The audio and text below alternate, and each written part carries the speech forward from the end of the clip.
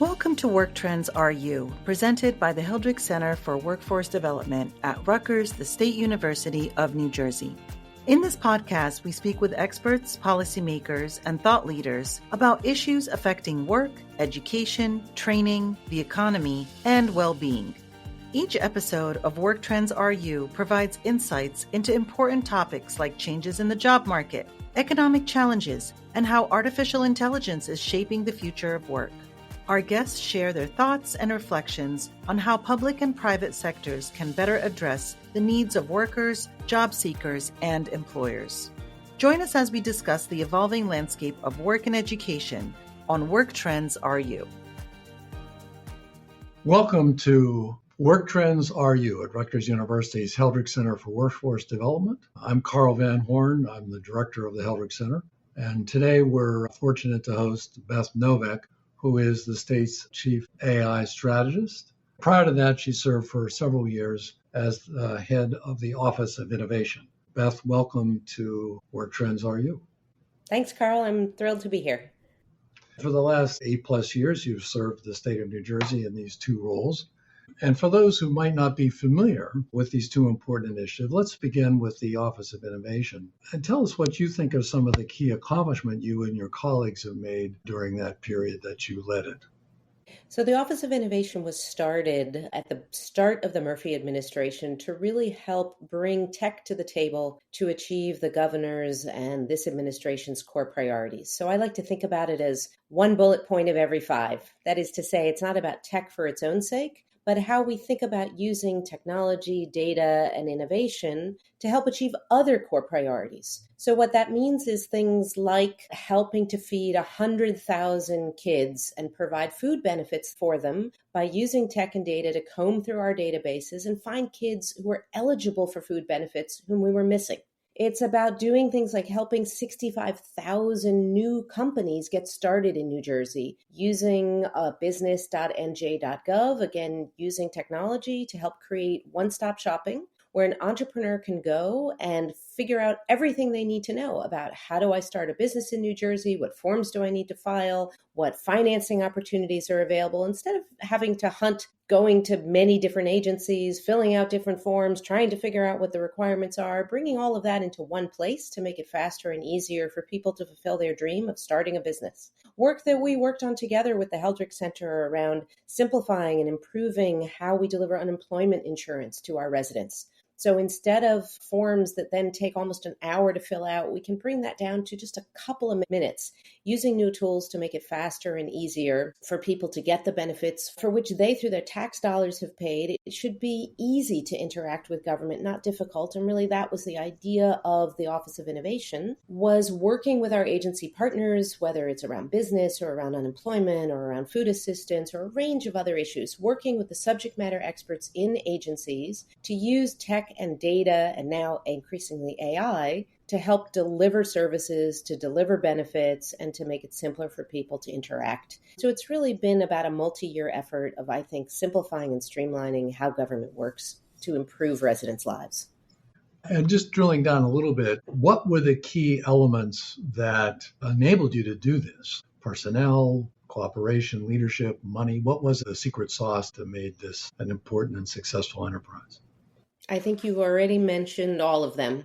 So one, it starts with leadership, right? If we didn't have a governor who didn't make innovation and talking about how we use tech not as something for the few, but as a way to serve the many, a priority of his administration, on day one, not only naming a chief technology officer, but then adding a chief innovation officer and creating the state's first Office of Innovation, talking about the ways that innovation can help grow the economy in the state of New Jersey and modernize and improve how government works, whether it's the work of our team or whether it's the work of economic development, to help promote both tech businesses and the tech economy, but also, again, the use of technology in government. So leadership is extraordinarily important because that sets the signal for everybody else to say, we need to figure out how we use these new tools to really improve how we do things. The second thing is personnel and talent, as you mentioned already. So that creating that Office of Innovation, which is now, when you include both the core team members, its consultants, and then I'm most excited about the students who work with us, including students from across community colleges in New Jersey. That is a team that is now a formidable force of technologists, designers, data scientists, policy professionals, and above all, people who are really just passionate about asking that question, how can we use tech to make government work better for residents? Because there's a lot of work to be done. So training and upskilling in partnership with every agency and also with the Civil Service Commission, ensuring that we're teaching the skills of how to responsibly and ethically use technology, data and innovation to our agency partners, to people who work in agencies, whether it's the Labor Department or the Education Department or the Health Department. It's really making sure that more employees are aware of and possess the skills to be able to do this kind of work for themselves. Even 100 people in the Office of Innovation, there's too much work to be done and too small a team to make that happen. So it's really about trying to disseminate more of this learning. And that's also where I think as we start to talk more about AI is making that both faster to do and I think more imperative. What were the key obstacles? You've mentioned the elements of progress, but what do you think were the key obstacles of others thinking to imitate and build their own strategy within their own state or their own city government? There are not enough hours in the day and too many things to do. We have so much work to do to undo decades long accreted kind of bureaucratic ways of working. Government has been built around an alphabet soup of agency names and acronyms, ways of thinking about the way government works. We divide, government, we have agencies like a labor department and an education department and a health department.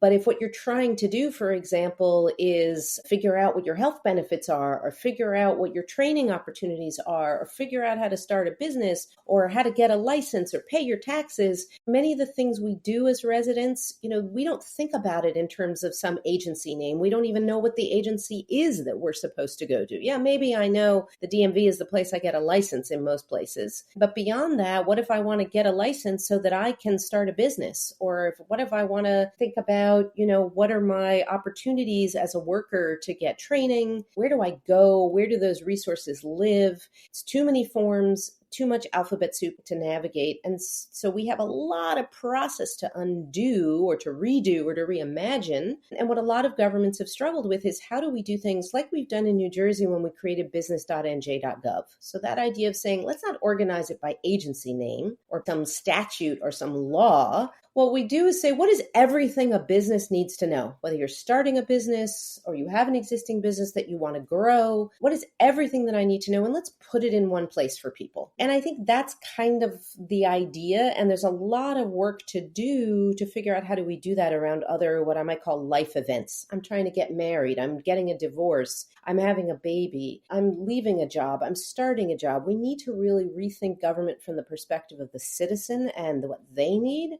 instead of from the perspective of some accreted bureaucratic procedure or legislation. All that stuff can exist in the background, but we need to make it much simpler for residents. But that's a lot of work to undo. Second, people in government, we are trained for very good reason in compliance. How do we ensure that we protect the rules, that we protect the law, that we're safeguarding citizen rights according to the law and the rules? But that tends to get us into this very bureaucratic mindset of, is this what the rules allow or don't allow? Instead of asking this question, how do we make it easier for people and what can we do? So there's a lot of work to undo the culture, to undo how people are trained, to bring new people into government with new skills around things like data science and marketing and design that we need to help us reorient how government works. So I think the biggest failing, if you want to put it that way, is just not enough hours in the day to do all the things that we've had the ambition to do. Again, that's beginning to change, and where AI is helping us to do things so much faster than we've been able to do before. And that's one of the things I'm really excited about. There's also, I think, a lot of things that we need to do to educate ourselves, lawmakers, and the public in recognizing the role that technology plays in helping us to build capacity in government and deliver better services. So a lot of the conversations we have around tech are around the dangers, what not to do, putting the guardrails in place. We absolutely need to do that, and there are a lot of risks. But we also need to be asking the question proactively, what are we doing with technology to make residents' lives better? What can we do to safeguard people's rights at work, but also to make the lives of workers easier? So I hope we can talk a little bit more about specifically as it relates to work. Well, before we get to that, there'll be a number of gubernatorial elections next year. And if you were sitting in a room right now with those candidates after they've been elected, what would you tell them? Is it possible to replicate? Do you have the playbook, or is it not that simple?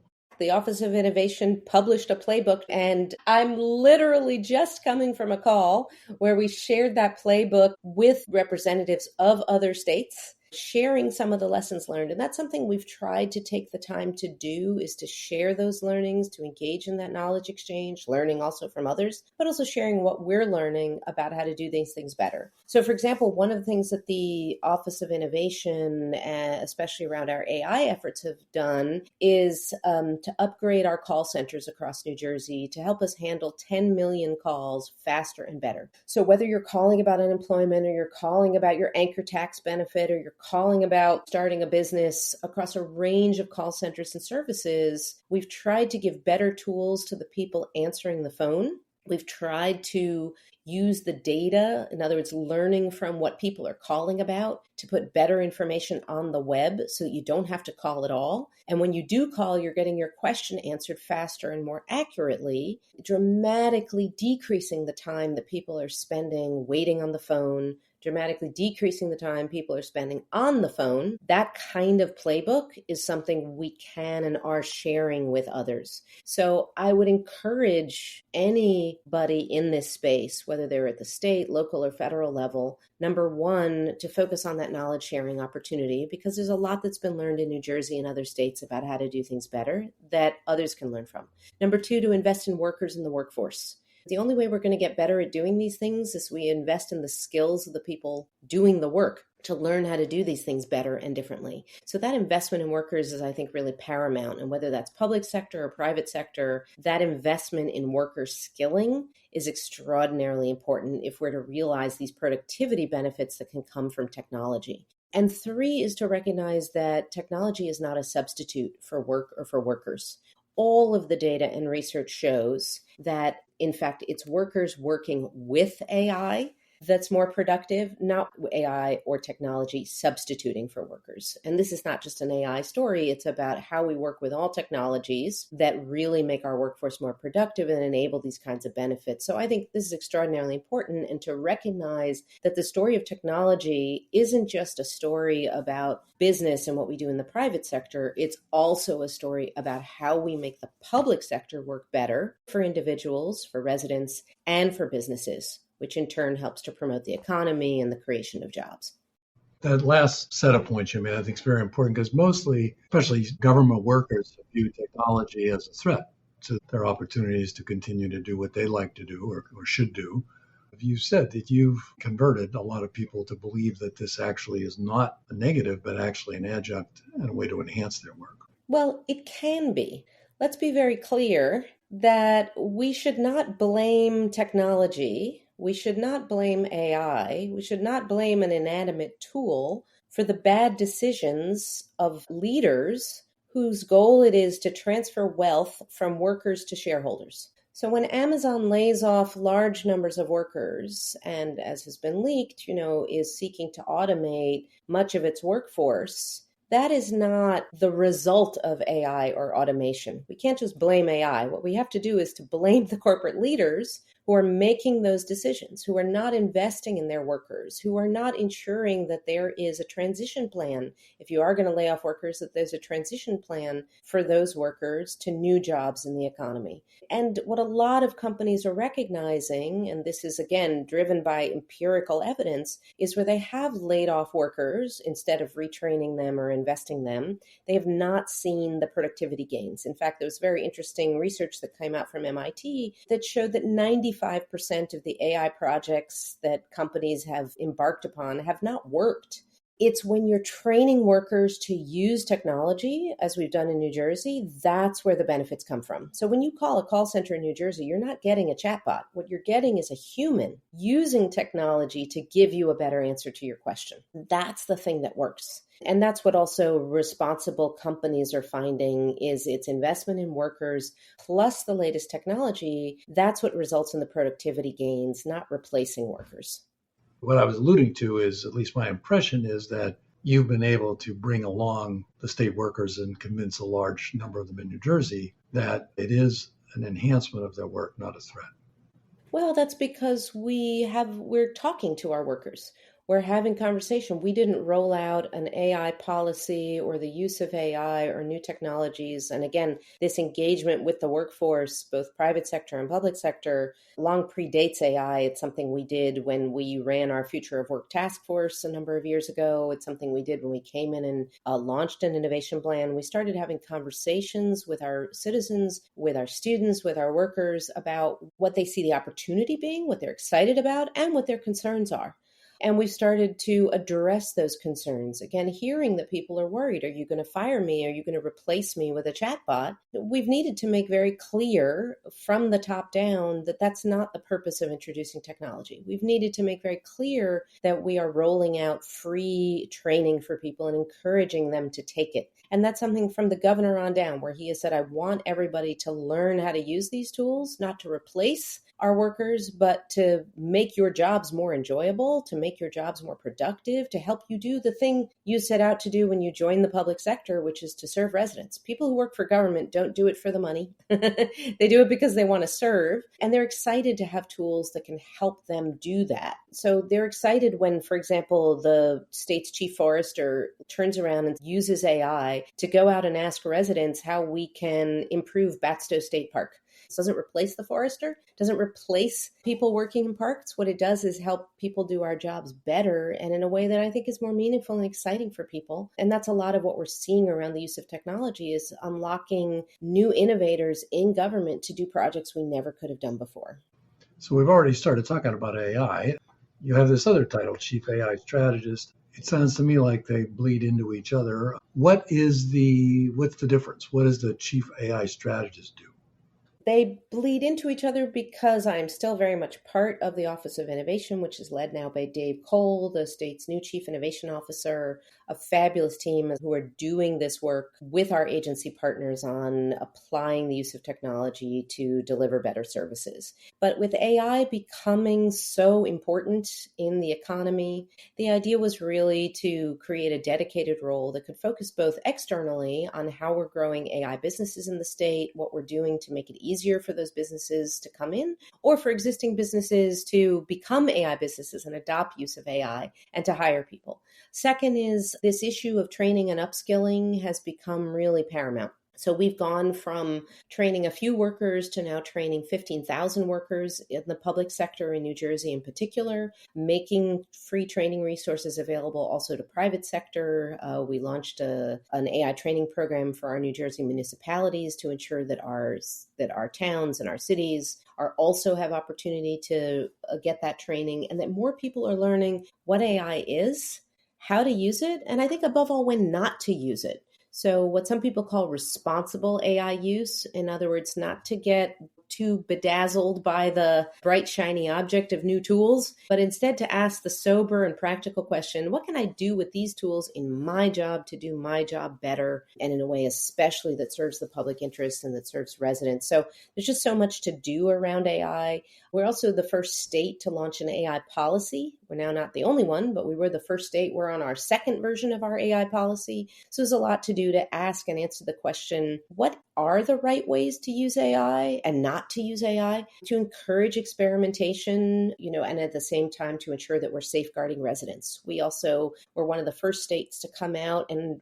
articulate clear guidance that our existing laws on anti-discrimination and on bias also apply in the world of AI. So in the same way that you cannot discriminate in the workplace, in the housing market against people, AI doesn't change any of that. So the Attorney General's office under Mac Platkin and his team put out clear guidance, again, the first state to do so, saying we're not going to tolerate discrimination.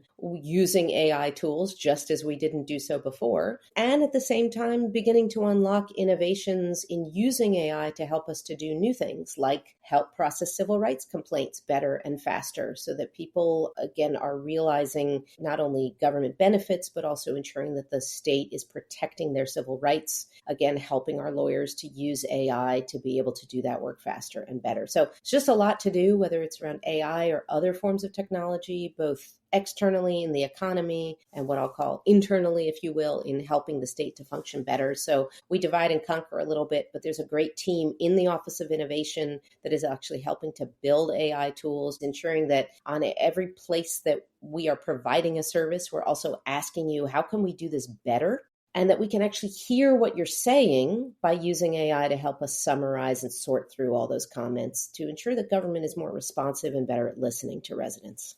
We haven't talked about this yet. To what extent have you engaged with the K-12 system in helping educators cope with this new technology?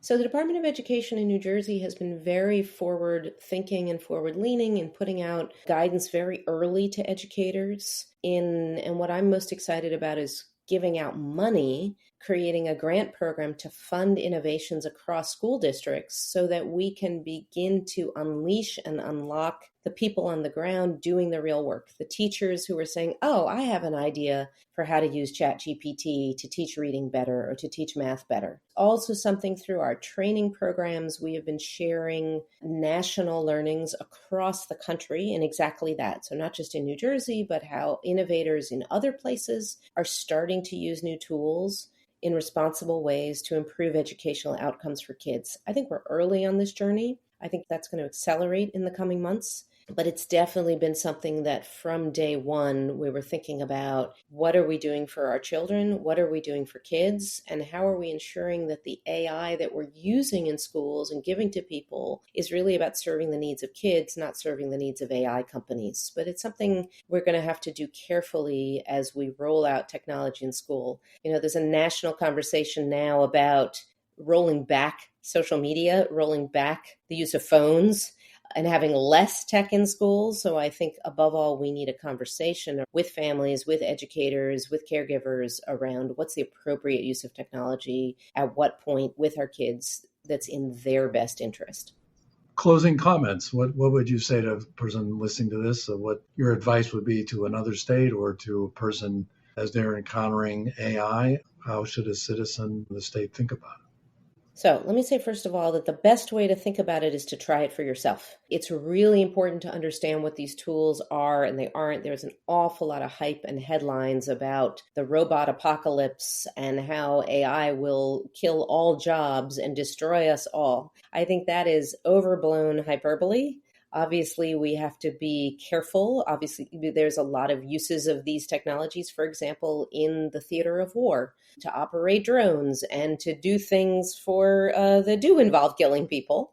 But the kinds of tools that most people are aware of and are using, Claude, ChatGPT, Gemini, the kind of commercial generative AI tools, and again, there's much more to AI than that. But the stuff that most people have heard about, this is really just a fancier word processor. And it's nothing more than that, which means trying it for yourself, understanding what it can do, what it can't do, how it benefits you. I will point people to the free training programs we have set up. This is a national free resource that we created out of New Jersey, building off of, again, training we were doing that we've now given away to the world at innovate-us.org. You'll find a lot of courses there and workshops and free things that people can learn. And will be, my next project is really on rolling out what I call our civic AI training, free tools for ordinary folk, for community members, about how to use AI to interact with government, to organize your neighbors, to do projects in your own community. That's my next project. So not focused on public sector, but on everyone. So you should try these things for yourself and see what works and what doesn't work. But the last thing I'll end on is that reminder that AI is just a tool. It is a calculator. It's a word processor. So what matters is how we use AI, how employers use AI. So don't let anybody blame the tools for bad decisions in your workplace. If employers are talking about firing workers, it's the fault of the employer, not the fault of the AI. If people are talking about using AI or other tools for surveillance in the workplace or for worker monitoring, that's a decision in the C-suite. That is not the necessity of the technology. There are wonderful things we can do with these tools to help kids to read, to help kids learn how to do math, to help government workers translate things into multiple languages, to make government speak simpler and easier for people to understand so that it's clearer for residents, to do things like answer the phone better. So how we use AI is up to us, and we need to ultimately be responsible for those decisions. So I would encourage us to try these things for ourselves so we can demand, whether it's in our workplace, our government, or in our communities, that we're using AI for good and not for ill. That's a great message to end on. It. Thank you so much, Beth, for your work in New Jersey. As a resident of New Jersey, I certainly benefit from it. The citizens of the state have as well. I do want to go to a different segment. I like to talk to people about their experience in entering the workforce. I'd like to ask you, what was your first job for pay when you were a young person? And what did you learn from that? Does that count running a tomato stand on the front yard of our house in Toms River? My parents got a W-2 off of my selling tomatoes in the front yard. I got life experience, but I don't think so. You might not mean that, although it was my first entrepreneurial experience. But I think whether it's selling tomatoes in the front yard in Toms River, or whether it was working as a research assistant doing footnotes for a professor, or whether it was joining the public sector workforce, working both for the federal government originally and then for state government, I think what all of these experiences are the thing that I would just encourage people in their thinking about entering the workforce is the opportunity to do well by doing good. That is to say, to think about opportunities to serve, opportunities to do public service, whether it's formally for government or working for a civic organization or even working in a private business, to say, how can I do something that is really mission driven and designed to serve the public? So really, I had to ask and answer that question in whatever is your chosen career or field. Number one, what can you do to do something that serves others? Because that in turn, I think, makes for the most meaningful and enjoyable kind of work for yourself. So whether it's in your formal job or volunteering, I just think that public service dimension allows one to live a life of purpose in some way that's really great, number one. And number two is to recognize that the people managing you don't always know how to manage. So learning the skill of managing up, learning how to get clarity on what is it that I need to do, by when, and for what purpose is as important a skill as learning how to manage down and manage others and figure out how to do your own work, is to manage in both directions and learn how you can get clear on what we're trying to accomplish so that you can do things faster and better. That's good advice. Absolutely. Well, thank you very much, Beth. Appreciate you spending some time with us, and best of luck as you continue on this journey. Thank you very much. Thank you for joining us on today's episode of Work Trends Are You, where we explore the issues affecting the future of work, education, and how the workforce can be better supported by both the public and private sectors. Tune in next time as we continue our conversations on the evolving landscape of work and education.